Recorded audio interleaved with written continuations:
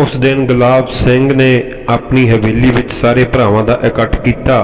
तिन्नां भरावां दे नाल नाल राजा गुलाब सिंह दा मुंडा मियाँ ऊधम सिंह ते ध्यान सिंह दा मुंडा हीरा सिंह भी इस इकट्ठ विच शामिल होए। राजा सुचेत सिंह दे कोई पुत्र है नहीं सी, इसलिए वो इकल्ला ही सी। इसलिए राजा गुलाब सिंह ने कई बार चाहया कि वो उसके छोटे मुंडे मियाँ लाभ सिंह नूं मुतबन्ना बना लवे, पर राजा सुचेत सिंह इसलिए तैयार नहीं सी।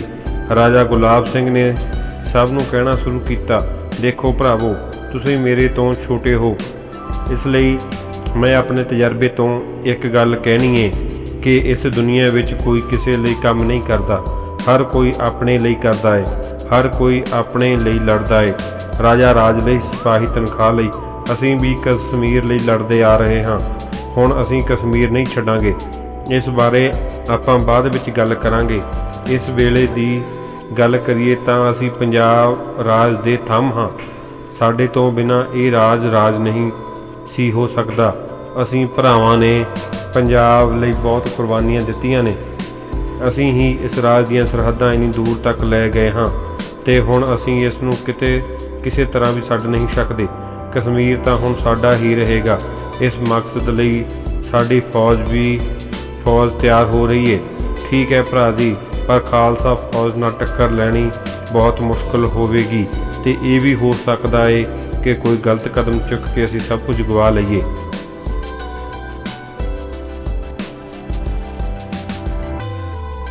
नहीं राजा सुचेत सिंह, खालसा फौज कश्मीर वर्गे हालात विच लड़न जोगी नहीं है। खालसा फौज हुण बहुत सालों की वेली बैठी है ते आलसी बन चुकी है। राजा गुलाब सिंह ने आख्या। राजा ध्यान सिंह इस गल नूं होर तरह लैंदा सी।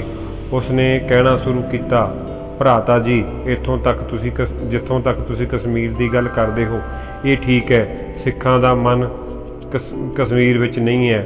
सरकार दे किसी भी पुत्र नूं पंजाब की सरहद वधाउण दा फिक्र नहीं है। उन्हां नूं तां सिर्फ गद्दी दी पई हुई है। कश्मीर बारे वो सोचणगे भी नहीं, पर असली मुद्दा तो पंजाब है। पंजाब विच असीं राज तां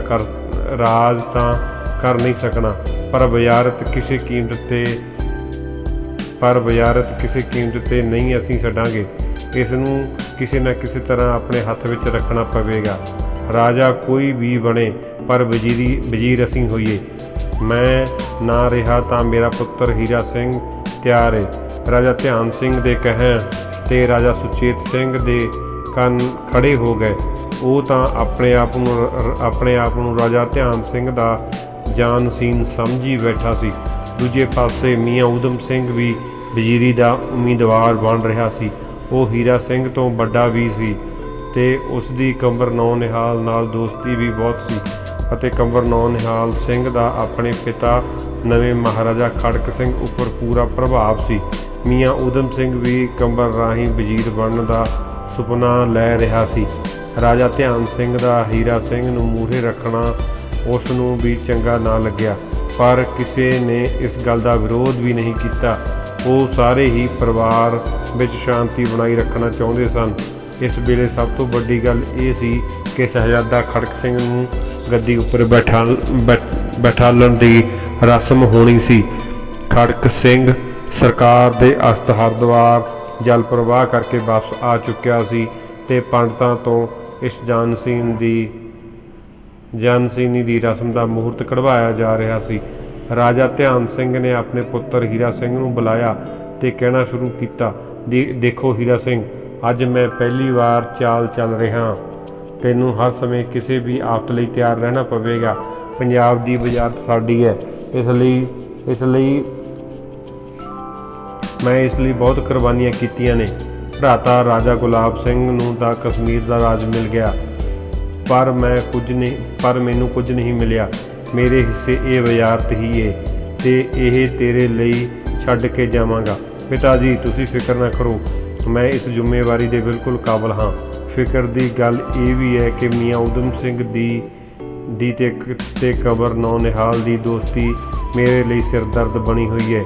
खड़क सिंह बहुत कमज़ोर आदमी है ते नौनिहाल दा उस पर पूरा रोब चलता है ते हो सकता है कि नौनिहाल मियाँ ऊधम सिंह दे वजीर ਬਣਨ ਦੀ ਸਿਫਾਰਿਸ਼ ਕਰੇ। ਪਰ ਪਿਤਾ ਜੀ ਇਹ ਗੱਲ ਤਾਂ ਸਰਕਾਰ ਦੇ ਹੁੰਦਿਆਂ ਹੀ ਤੈਅ ਹੋ ਚੁੱਕੀ ਹੈ ਕਿ ਤੁਸੀਂ ਵਜ਼ੀਰ ਹੋਵੋਗੇ। ਬਿਲਕੁਲ ਹੋ ਚੁੱਕੀ ਹੈ। ਸਰਕਾਰ ਦੇ ਸੰਸਕਾਰ ਵੇਲੇ ਵੀ ਕਸਮਾਂ ਖਾਧੀਆਂ ਜਾ ਚੁੱਕੀਆਂ ਨੇ, ਪਰ ਇਹਨਾਂ ਸਿੱਖ ਸਰਦਾਰਾਂ ਦਾ ਕੁਝ ਨਹੀਂ ਪਤਾ ਕਿ ਖੜਕ ਸਿੰਘ ਦੇ ਕੰਨ ਵਿੱਚ ਕੀ ਫੂਕ ਮਾਰਨ ਤੇ ਸਾਰੀ ਬਾਜੀ ਪਲਟ ਕੇ ਰੱਖ ਦੇਣ। ਖੜਕ ਸਿੰਘ ਠਹਿਰਿਆ ਕਮਜ਼ੋਰ ਬੰਦਾ। ਪਿਓ ਦੀ ਗੱਲ ਸੁਣ ਕੇ ਹੀਰਾ ਸਿੰਘ ਵੀ ਸੋਚਾਂ ਵਿੱਚ ਪੈ ਗਿਆ। ਵੈਸੇ ਤਾਂ ਨੌਨਿਹਾਲ ਉਸ ਦਾ ਦੋਸਤ ਸੀ, ਇਕੱਠੇ ਹੀ ਸਰਕਾਰ ਦੀ ਗੋਦੀ ਵਿੱਚ ਖੇਡਦੇ ਰਹੇ ਸਨ, ਪਰ ਉਸ ਦੀ ਨੇੜਤਾ ਮੀਆਂ ਊਧਮ ਸਿੰਘ ਨਾਲ ਜ਼ਿਆਦਾ ਸੀ ਤੇ ਧਿਆਨ ਸਿੰਘ ਦਾ ਫਿਕਰ ਸੱਚਾ ਸੀ। ਸੋਚਾਂ ਵਿੱਚ ਫਸੇ ਹੀਰਾ ਸਿੰਘ ਨੇ ਕਿਹਾ, ਪਿਤਾ ਜੀ ਗੱਲ ਤਾਂ ਤੁਹਾਡੀ 100 ਵਿਸ਼ਵੇ ਠੀਕ ਹੈ, ਪਰ ਹੁਣ ਕੀਤਾ ਕੀ ਜਾਵੇ। ਖਾਲਸਾ ਫੌਜ ਤੁਹਾਡੇ ਕਹਿਣੇ ਵਿੱਚ ਹੈ। ਉਸ ਦੇ ਨਾਲ ਗੱਲ ਕਰੋ ਜਾਂ ਸਿੱਖ ਸਰਦਾਰਾਂ ਨਾਲ ਦੋਸਤੀ ਗੰਢੋ ਜਾਂ ਕੁਝ ਹੋਰ। ਸਿੱਖ ਸਰਦਾਰ ਤਾਂ ਸਾਡੇ ਪੱਕੇ ਦੁਸ਼ਮਣ ਨੇ। ਉਹ ਸਾਨੂੰ ਲਾਹੌਰ ਦਰਬਾਰ ਵਿੱਚ ਦੇਖ ਕੇ ਬਿਲਕੁਲ ਖੁਸ਼ ਨਹੀਂ ਨੇ।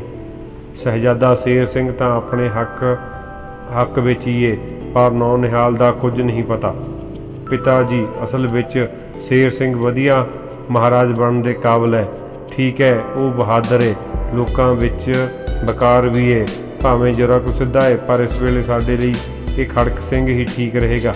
ਇਸ ਵੇਲੇ ਸਭ ਤੋਂ ਵੱਡਾ ਮਸਲਾ ਇਹ ਕਿ ਜੇ ਕਬਰ ਨੌਨਿਹਾਲ ਦੀ ਚੱਲ ਗਈ ਤਾਂ ਉਸਨੇ ਊਧਮ ਸਿੰਘ ਨੂੰ ਵਜ਼ੀਰ ਬਣਾ ਲਿਆ ਤਾਂ ਕੀ ਹੋਵੇਗਾ। ਫਿਰ ਇੱਕ ਤਰਕੀਬ ਹੈ ਮੇਰੇ ਮਨ ਵਿੱਚ, ਉਹ ਇਹ ਕਿ ਨੌਨਿਹਾਲ ਦੇ ਪਸਾਵਰ ਤੋਂ ਮੁੜਨ ਤੋਂ ਪਹਿਲਾਂ ਖੜਕ ਸਿੰਘ ਨੂੰ ਗੱਦੀ ਉੱਪਰ ਬਿਠਾਉਣ ਦੀ ਰਸਮ ਪੂਰੀ ਕਰ ਦਿੱਤੀ ਜਾਵੇ। ਪਰ ਉਹ ਤਾਂ ਖਾਸ ਹਦਾਇਤ ਕਰਕੇ ਗਿਆ ਹੋਇਆ ਹੈ ਕਿ ਉਸ ਦੇ ਪਸ਼ਾਵਰ ਤੋਂ ਵਾਪਸ ਮੁੜਨ 'ਤੇ ਹੀ ਇਹ ਰਸਮ ਨਿਭਾਈ ਜਾਵੇ, ਪਰ ਇਸ ਮੌਕੇ 'ਤੇ ਹਾਜ਼ਰ ਹੋਣਾ ਚਾਹੀਦਾ ਹੈ। ਉਹ ਇਸ ਮੌਕੇ 'ਤੇ ਹਾਜ਼ਰ ਹੋਣਾ ਚਾਹੁੰਦਾ ਹੈ।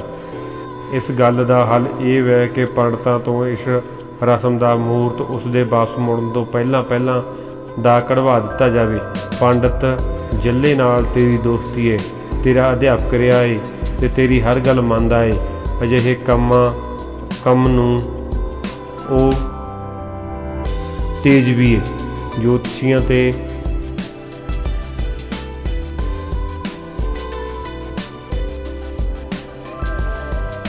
ਪਾਦਿਆਂ ਨਾਲ ਉਸ ਦਾ ਮੇਲ ਜੋਲ ਵੀ ਏ।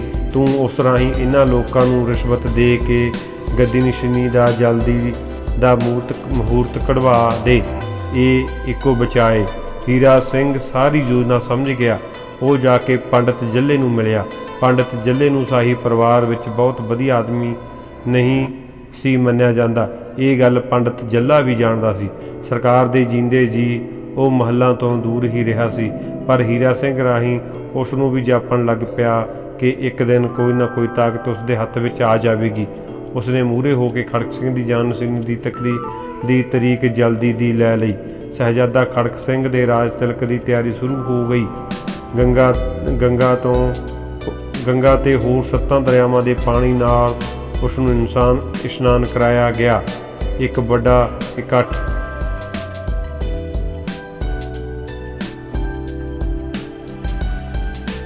ਚਾਹਿਲ ਸਤਨ ਵਿੱਚ ਹੋਇਆ। ਇਹ ਵੱਡਾ ਹਾਲ 40 ਸਤੰਭਾਂ ਵਾਲਾ ਮੁਗਲ ਕਾਲ ਸਮੇਂ ਤੋਂ ਚੱਲਿਆ ਆ ਰਿਹਾ ਸੀ। ਚਾਹਿਲ ਸਤਨ ਮਤਲਬ 40 ਸਤੰਭਾਂ ਵਾਲਾ ਚੱਲਿਆ ਆ ਰਿਹਾ ਸੀ। ਇੱਥੇ ਹਜ਼ਾਰਾਂ ਲੋਕ ਇਕੱਠੇ ਹੋ ਸਕਦੇ ਸਨ। ਬ੍ਰਾਹਮਣਾਂ ਨੇ ਪੂਜਾ ਕਰਨੀ ਸ਼ੁਰੂ ਕਰ ਦਿੱਤੀ। ਗ੍ਰੰਥੀਆਂ ਨੇ ਪਾਠ ਆਰੰਭ ਦਿੱਤਾ। ਖੜਕ ਸਿੰਘ ਚਿੱਟੇ ਰੰਗ ਦੀ ਪੋਸ਼ਾਕ ਪਹਿਨ ਕੇ ਆਇਆ ਸੀ। ਉਸ ਦੀ ਬਾਂਹ ਉੱਪਰ ਕੋਹੇ-ਨੂਰ ਬੰਨ੍ਹਿਆ ਹੋਇਆ ਸੀ, ਬਿਲਕੁਲ ਉਸੇ ਤਰ੍ਹਾਂ ਜਿਵੇਂ ਸਰਕਾਰ ਦੇ ਬੰਨ੍ਹਿਆ ਹੁੰਦਾ ਸੀ। ਉਹ ਆ ਕੇ ਚੌਂਕੀ ਉੱਪਰ ਬੈਠ ਗਿਆ। ਉਹਨੇ ਤੋਂ ਆਏ ਪ੍ਰਮੁੱਖ ਗ੍ਰੰਥੀ ਬੇਦੀ ਵਿਕਰਮ ਸਿੰਘ ਨੇ ਅਰਦਾਸ ਕਰਨ ਤੋਂ ਬਾਅਦ ਉਸ ਦੇ ਮੱਥੇ ਉੱਪਰ ਕੇਸਰ ਦਾ ਤਿਲਕ ਲਗਾਇਆ। ਸਾਰੇ ਪਾਸਿਆਂ ਤੋਂ ਵਧਾਈਆਂ ਮਿਲਣ ਲੱਗੀਆਂ। ਹੁਣ ਉਹ ਮਹਾਰਾਜਾ ਸੀ। ਉਹ ਚੌਂਕੀ ਤੋਂ ਉੱਠ ਕੇ ਸਿੰਘਾਸਣ 'ਤੇ ਜਾ ਬੈਠਾ। ਨਾਲ ਹੀ ਰਾਜਾ ਧਿਆਨ ਸਿੰਘ ਨੂੰ ਵਜ਼ੀਰ ਬਣਾਉਣ ਦੀ ਰਸਮ ਵੀ ਨਿਭਾਈ ਗਈ। ਮਹਾਰਾਜੇ ਖੜਕ ਸਿੰਘ ਨੇ ਅਗਲੇ ਦਿਨ ਆਪਣਾ ਦਰਬਾਰ ਸਜਾਇਆ, ਜਿਵੇਂ ਕਿ ਸਰਕਾਰ ਸਜਾਇਆ ਹੀ ਕਰਦੇ ਸਨ। ਉਸਨੇ ਸਾਰੇ ਸਿੱਖ ਸਰਦਾਰ ਵੀ ਸੱਦੇ ਤੇ ਸ਼ਹਿਰ ਦੇ ਹੋਰ ਅਮੀਰ ਤੇ ਪਤਵੰਤੇ ਸੱਜਣ ਵੀ। ਰਾਜਾ ਧਿਆਨ ਸਿੰਘ ਵਜ਼ੀਰ ਸੀ। ਉਸਨੇ ਦਰਬਾਰ ਦੀ ਸਾਰੀ ਕਾਰਵਾਈ ਬਹੁਤ ਹੀ ਖੂਬਸੂਰਤੀ ਨਾਲ ਨਿਭਾਈ। ਸਿੱਖ ਸਰਦਾਰ ਜਿੱਥੇ ਧਿਆਨ ਸਿੰਘ ਦੀ ਇਸ ਨਿਪੁੰਨਤਾ ਦੀ ਮਨ ਹੀ ਮਨ ਦਾਦ ਦੇ ਰਹੇ ਸਨ, ਉੱਥੇ ਅੰਦਰੋਂ ਅੰਦਰ ਜ਼ਹਿਰ ਵੀ ਘੋਲ ਰਹੇ ਸਨ। ਇਸ ਮੌਕੇ 'ਤੇ ਸ਼ਹਿਜ਼ਾਦਾ ਸ਼ੇਰ ਸਿੰਘ ਵੀ ਪੂਰਾ ਬਣ ਠਣ ਕੇ ਸ਼ਾਮਲ ਹੋਇਆ ਸੀ। ਉਹ ਤਖਤ ਵੱਲ ਬਹੁਤ ਹੀ ਧਿਆਨ ਨਾਲ ਦੇਖਦਾ ਜਾ ਰਿਹਾ ਸੀ। ਰਾਜ ਤਿਲਕ ਦੀਆਂ ਸਾਰੀਆਂ ਰਸਮਾਂ ਸੁੱਖ ਸਵੀਲੀ ਨਾਲ ਪੂਰੀਆਂ ਹੋ ਗਈਆਂ। ਸ਼ਹਿਜ਼ਾਦਾ ਸ਼ੇਰ ਸਿੰਘ ਇਸ ਤੋਂ ਬਾਅਦ ਬਟਾਲੇ ਨੂੰ ਮੁੜ ਗਿਆ। ਇਸ ਤਾਜਪੋਸ਼ੀ ਦੀ ਰਸਮ ਨੇ ਉਸ ਨੂੰ ਹੋਰ ਵੀ ਸੁਫਨਮਈ ਬਣਾ ਦਿੱਤਾ ਹੋਇਆ ਸੀ। ਕੰਬਰ ਨੌਨਿਹਾਲ ਸਿੰਘ ਪਸ਼ਾਵਰ ਤੋਂ ਵਾਪਸ ਆਏ ਨੂੰ ਜਦ ਪਤਾ ਲੱਗਿਆ ਕਿ ਤਾਜਪੋਸ਼ੀ ਹੋ ਚੁੱਕੀ ਹੈ ਤਾਂ ਉਹ ਬਹੁਤ ਗੁੱਸੇ ਵਿੱਚ ਆਇਆ। ਉਹ ਹਾਲੇ 19 ਸਾਲ ਦੀ ਉਮਰ ਵਿੱਚ ਸੀ, ਇਸ ਲਈ ਉਸ ਵਿੱਚ ਕ੍ਰੋਧ ਬਹੁਤ ਸੀ। ਉਹ ਇੰਨੇ ਹਿਰਖ ਵਿੱਚ ਸੀ ਕਿ ਉਹਨੇ ਪੈਰੀਂ ਹੀ ਵਾਪਸ ਮੁੜ ਗਿਆ। ਉਸਨੇ ਆਪਣੇ ਪਿਓ ਨੂੰ ਮਹਾਰਾਜਾ ਬਣਨ ਦੀਆਂ ਵਧਾਈਆਂ ਵੀ ਨਹੀਂ ਦਿੱਤੀਆਂ। ਉਹ ਜੋਤਸ਼ੀ ਦੇ ਮੂਹਰਤ ਪਹਿਲਾਂ ਕੱਢਣ ਵਾਲਾ ਬਹਾਨਾ ਸੁਣਨ ਲਈ ਤਿਆਰ ਹੀ ਨਹੀਂ ਸੀ। ਕੰਬਰ ਨੌਨਿਹਾਲ ਸਿੰਘ ਪਸ਼ਾਵਰ ਵਿੱਚ ਦਰਰਾ ਖੈਬਰ ਲੰਘ ਕੇ ਅਫਗਾਨਿਸਤਾਨ ਵਿੱਚ ਅੰਗਰੇਜ਼ਾਂ ਦੀ ਮਦਦ ਕਰ ਰਿਹਾ ਸੀ। ਅੰਗਰੇਜ਼ ਉਸ ਤੋਂ ਬਹੁਤ ਖੁਸ਼ ਸਨ, ਪਰ ਕੰਬਰ ਉਹਨਾਂ ਵਿੱਚ ਰਹਿਣ ਕਾਰਨ ਉਹਨਾਂ ਦੀਆਂ ਬਹੁਤ ਸਾਰੀਆਂ ਹੇਰਾਫੇਰੀਆਂ ਤੋਂ ਵੀ ਜਾਣੂ ਹੋ ਗਿਆ ਸੀ। ਉਹਨਾਂ ਤੋਂ ਸਾਵਧਾਨ ਵੀ ਰਹਿਣ ਲੱਗਿਆ ਸੀ। ਕੰਬਰ ਨੌਨਿਹਾਲ ਵਿੱਚ ਬਚਪਨ ਵਿੱਚ ਹਰੀ ਸਿੰਘ ਨਲਵੇ ਦੇ ਨਾਲ ਰਿਹਾ ਸੀ ਤੇ ਨਲਵੇ ਦੇ ਜਿੱਤੇ ਹੋਏ ਇਲਾਕਿਆਂ ਵਿੱਚ ਕੰਬਰ ਨੇ ਆਪਣਾ ਦਬਦਬਾ ਨਲਵੇ ਵਾਂਗ ਹੀ ਕਾਇਮ ਰੱਖਿਆ ਹੋਇਆ ਸੀ। ਮਹਾਰਾਜਾ ਖੜਕ ਸਿੰਘ ਨੇ ਲਾਹੌਰ ਦਰਬਾਰ ਦਾ ਕੰਮ ਕਰਨਾ ਸ਼ੁਰੂ ਕਰ ਦਿੱਤਾ। ਰਾਜਾ ਧਿਆਨ ਸਿੰਘ ਨੇ ਆਪਣਾ ਕੰਮ ਵੀ ਪੂਰੀ ਤਰ੍ਹਾਂ ਸੰਭਾਲ ਲਿਆ। ਹਾਲੇ ਮਹੀਨਾ ਕੀ ਲੰਘਿਆ ਹੀ ਸੀ ਕਿ ਸਿੱਖ ਸਰਦਾਰ ਮਹਾਰਾਜਾ ਖੜਕ ਸਿੰਘ ਨੂੰ ਮਿਲਣ ਆਏ। ਰਾਜਾ ਧਿਆਨ ਸਿੰਘ ਵੀ ਹਾਜ਼ਰ ਸੀ। ਸਰਦਾਰ ਆਤਮਾ ਸਿੰਘ ਨੇ ਕਿਹਾ, ਮਹਾਰਾਜ ਜੀਓ, ਅਸੀਂ ਤੁਹਾਨੂੰ ਇਕੱਲਿਆਂ ਮਿਲਣਾ ਚਾਹੁੰਦੇ ਹਾਂ। ਮਹਾਰਾਜਾ ਖੜਕ ਸਿੰਘ ਦੇ ਬੋਲਣ ਤੋਂ ਪਹਿਲਾਂ ਹੀ ਧਿਆਨ ਸਿੰਘ ਕਹਿਣ ਲੱਗਿਆ, ਇੱਥੇ ਸਰਕਾਰੀ ਕੰਮ ਐਵੇਂ ਹੀ ਹੁੰਦੇ ਆ, ਵਜ਼ੀਰ ਹਰ ਵੇਲੇ ਹਾਜ਼ਰ ਹੁੰਦਾ ਏ। ਮਹਾਰਾਜ ਜੀਓ, ਇਹ ਸਿੱਖਾਂ ਦੀ ਆਪਸੀ ਗੱਲਬਾਤ ਏ, ਸਾਨੂੰ ਗੈਰ ਸਿੱਖ ਦੀ ਹਾਜ਼ਰੀ ਮਨਜ਼ੂਰ ਨਹੀਂ। ਆਤਮਾ ਸਿੰਘ ਨੇ ਫਿਰ ਕਿਹਾ, ਮਹਾਰਾਜੇ ਨੂੰ ਸਮਝ ਨਹੀਂ ਸੀ ਆ ਰਹੀ ਕਿ ਕੀ ਕਹੇ। ਆਖਰ ਉਸਨੇ ਰਾਜਾ ਧਿਆਨ ਸਿੰਘ ਨੂੰ ਕਿਹਾ, ਰਾਜਾ ਜੀ, ਤੁਸੀਂ ਦੂਜੇ ਕਮਰੇ ਵਿੱਚ ਜਾਓ, ਜਦੋਂ ਤੁਹਾਡੀ ਲੋੜ ਹੋਈ ਬੁਲਾ ਲਵਾਂਗੇ। ਮਹਾਰਾਜ ਜੀਓ, ਇਹ ਸਰਕਾਰ ਦੇ ਵੇਲੇ ਤੋਂ ਹੀ ਚੱਲਿਆ ਆ ਰਿਹਾ ਹੈ ਕਿ ਵਜ਼ੀਰ ਦਾ ਹਰ ਵੇਲੇ ਹਾਜ਼ਰ ਰਹਿਣਾ ਲਾਜ਼ਮੀ ਹੈ। ਰਾਜਾ ਧਿਆਨ ਸਿੰਘ ਦੀ ਰੋਜ਼ਦਾਰ ਆਵਾਜ਼ ਮੂਹਰੇ ਮਹਾਰਾਜਾ ਝਿਪ ਗਿਆ, ਪਰ ਆਤਮਾ ਸਿੰਘ ਨੇ ਆਪਣੀ ਗੱਲ ਵਿੱਚ ਜ਼ੋਰ ਪਾਉਂਦਿਆਂ ਸਿੱਧਾ ਰਾਜਾ ਧਿਆਨ ਸਿੰਘ ਨੂੰ ਮੁਖਾਤਬ ਹੁੰਦਿਆਂ ਕਿਹਾ, ਰਾਜਾ ਜੀ, ਮਹਾਰਾਜਾ ਤੁਸੀਂ ਹੋ ਜਾਂ ਖੜਕ ਸਿੰਘ ਜੀ? ਜਨਾਬ, ਮਹਾਰਾਜਾ ਤਾਂ ਇਹੋ ਨੇ, ਪਰ ਤੁਹਾਨੂੰ ਇਸ ਗੱਲ ਦੀ ਸਮਝ ਨਹੀਂ ਲੱਗੀ ਕਿ ਦੂਜੇ ਕਮਰੇ ਵਿੱਚ ਜਾਓ। ਸਰਦਾਰ ਆਤਮਾ ਸਿੰਘ ਦੇ ਕਹਿਣ 'ਤੇ ਰਾਜਾ ਧਿਆਨ ਸਿੰਘ ਹਿੱਲ ਗਿਆ। ਅੱਜ ਤੱਕ ਕਿਸੇ ਨੇ ਉਸ ਨਾਲ ਐਵੇਂ ਗੱਲ ਨਹੀਂ ਸੀ ਕੀਤੀ। ਉਹ ਅੰਦਰੋਂ ਤੜਫ ਉੱਠਿਆ। ਮਹਾਰਾਜਾ ਖੜਕ ਸਿੰਘ ਦੀ ਕਮਜ਼ੋਰੀ ਦਾ ਤਾਂ ਉਸ ਨੂੰ ਪਤਾ ਹੀ ਸੀ, ਪਰ ਇਹ ਸਰਦਾਰ ਲੋਕ ਵੀ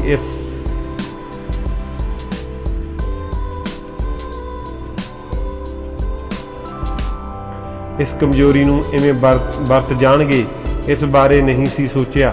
ਉਸ ਵੇਲੇ ਉਹ ਦੂਜੇ ਕਮਰੇ ਵਿੱਚ ਚਲਿਆ ਗਿਆ, ਪਰ ਨਾਲ ਦੀ ਨਾਲ ਆਪਣੀ ਅਗਲੀ ਚਾਲ ਬਾਰੇ ਵੀ ਸੋਚਣ ਲੱਗ ਪਿਆ। ਸਿੱਖ ਸਰਦਾਰਾਂ ਨੇ ਮਹਾਰਾਜਾ ਖੜਕ ਸਿੰਘ ਨੂੰ ਚੜ੍ਹਦੀ ਕਲਾ ਵਿੱਚ ਲਿਆਉਣ ਲਈ ਉਸ ਦੀਆਂ ਤਾਰੀਫਾਂ ਦੇ ਢੇਰ ਲਗਾ ਦਿੱਤੇ। ਮਹਾਰਾਜਾ ਖੜਕ ਸਿੰਘ ਵੀ ਸਰਦਾਰਾਂ ਨਾਲ ਗੱਲਬਾਤ ਕਰਕੇ ਬਹੁਤ ਖੁਸ਼ ਹੋ ਗਿਆ। ਬਹੁਤ ਦੇਰ ਬਾਅਦ ਕਿਸੇ ਨੇ ਉਸ ਨੂੰ ਇੰਨਾ ਜ਼ਿੰਮੇਵਾਰ ਜਾਂ ਇੰਨਾ ਤਾਕਤਵਰ ਸਮਝਦਿਆਂ ਗੱਲ ਕੀਤੀ ਸੀ।